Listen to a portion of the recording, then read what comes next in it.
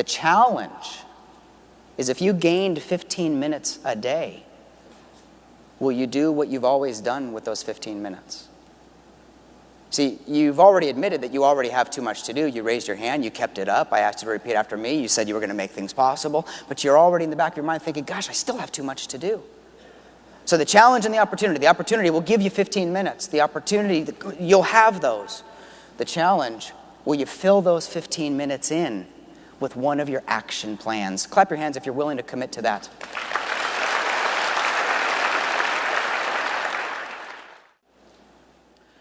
Now, I'm going to give you 15 things that I do. Every single one of these, I do. I shared with you that Jody and I had lunch with Rich. We had lunch with Tim. We talked back and forth with a lot of the folks from Lone Toolbox. I will admit to you that we started off with 90 tips. And Claire said, can you knock it down a little bit? So my commitment to you is I'm going to give you 15 that work. I'm going to give you 15 that work for me. A couple of you are going to see things and you're going to say, gosh, Jason, I do that, but not as consistently as I should. Others of you are going to say, gosh, I do that every day. And others of you are going to say, whoa, I don't do that, but that's one that I want to try. A little bit of coaching here. If I'm sharing one, if I'm talking about one that you already do, look at how I'm sharing that. That might be your key, your way of sharing it with somebody else back at your office, one of your staff, one of your friends, one of your colleagues. Or how many of you are involved in a volunteer organization, some kind of a community service? Could they use time management? Number one, remove distractions. Since the time that I've been talking, Greg Frost introduced me, I ran over, shook his hand, he left. How many of you have thought about something besides this presentation? Clap your hands. 180 interruptions per day come at you. That's from the USA Today newspaper. 180. Do you have a minute? My favorite, by the way. Someone calls, hey, do you have a minute? Do they ever want a minute? According to the New York Times earlier this year, multitasking is not the best way to go about things. Now, I don't know if anybody can agree with this one, but multitasking. Who's ever been on the phone with a client looking at an email from another client with a file on their desk right in front of them and wondered which person they were talking to? Yes. Have you ever read an email and listened to a voicemail at the same time and had to go back to one or the other? Remove distractions and focus on one thing. There's a lot of you in this room who have action plans, not goals and not tiers, but action plans. Remove distractions and focus on one thing. There's a lot of you in this room who have action plans, not goals and not tiers, but action plans that are going to require long periods of focused time. How are you going to get that? Well, remove distractions. I've got some targets for you. Target number one, the new email ding or alert.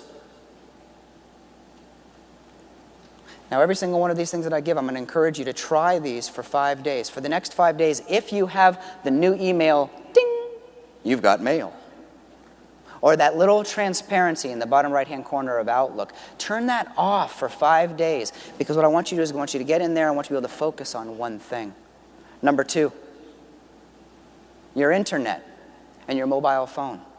If you commit to taking 30 minutes, to looking at a file, to reading Cialdini's book, to doing a time log for yourself for a day, turn off the internet so you don't just quickly check email. Have you ever said this to your family or friends? I'll be right back. I'm going to go check my email. Number three, tasks and calendar pop-ups. Most digital systems have some kind of a alarm me later. And here's the question that I have for the audience. Have you ever been alarmed at a good time? You know, you're just sitting there doing nothing, wondering, I wonder what I should do today. Ding! Oh, that reminds me, I got to call a client. No. In fact, if you take a couple days off, like you have today, and you jump back into your offices on Friday, like some of you might, the first time you launch Outlook, how many of you might have, clap if the answer is yes, how many of you might have a series of alarms and tasks show up in your little window right there? Don't clap your hands on this one, but some of you will hit dismiss all.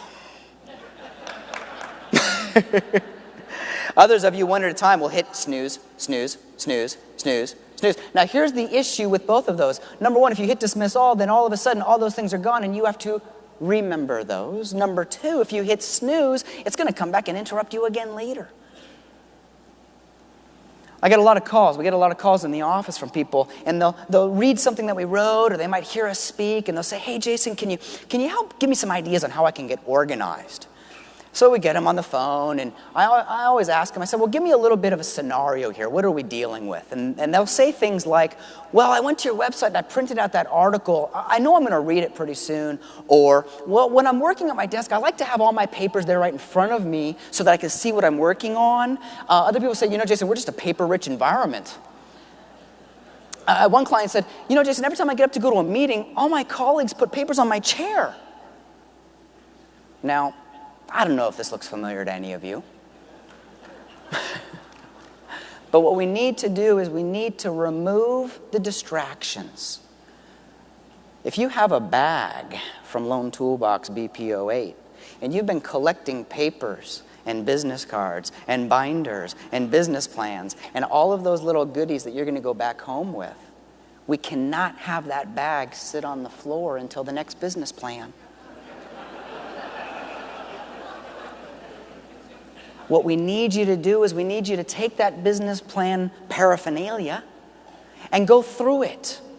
What are the materials that I'm going to refer to as reference? What are the materials that I'm going to act on that are action? If you just separated your desk into those two halves, this is all of my reference material, and these are all of my action reminders, you could be well on your way to success.